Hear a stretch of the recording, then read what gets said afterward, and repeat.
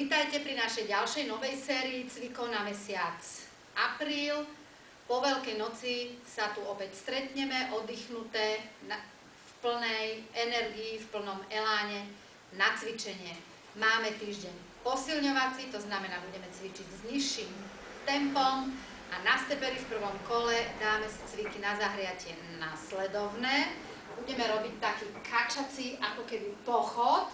Snažíš sa zdržať rovný chrbát, unožíš nožky do strany a budeš pochodovať pred steper a budeme sa vraciať po stranách späť. Hop, hop, hop, hop a po stranách sa vraciame späť. To je ono. Dopredu a dozadu. Treba dbať na to, aby tie kolienka nepredišli špičky a pekne dať váhu na päty, držať rovný chrbát. Výborne. V druhom kole sústredujeme sa na nohy a na zadok. Všetky chceme mať krásny zadok do leta. Výpady sú najideálnejším cvikom na spevnenie zadku a síce budeme robiť na striedačku výpad jednou nohou na steper a tou istou nohou výpad dozadu. Následovné. Brucho stiahnuté, ramena dolu. Výpad na steper, späť, dozadu, späť. Vymeň nohu. Na steper, späť, dozadu, späť. Na steper, späť, dozadu, späť.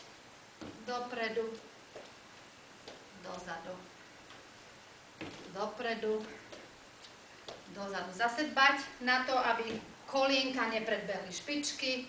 Pozor na stabilitu. Dopredu, dozadu. Výborne. Tretie kolo. Budeme robiť taký ľahký výskok, ako keby do lyžiarskeho postoja na steper a vrátime sa späť. A síce raz, dva a dolu. Raz, dva a dolu. Raz, dva a dolu. Raz, dva a dolu. Raz, dva a dolu.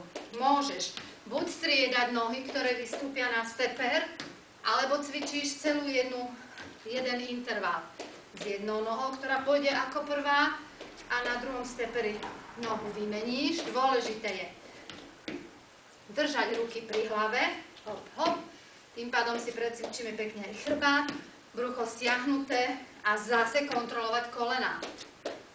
Hop, hop a dolu. Výborne, vidíte, že aj ja som sa zahriala, bolo to len pár minút, takže čaká vás posilňovací týždeň po Veľkej noci. Tešíme sa, že naše fitko bude opäť plné. Želáme vám krásne prežitie veľkonočných sviatkov. Ostaňte v pohode a v pohybe.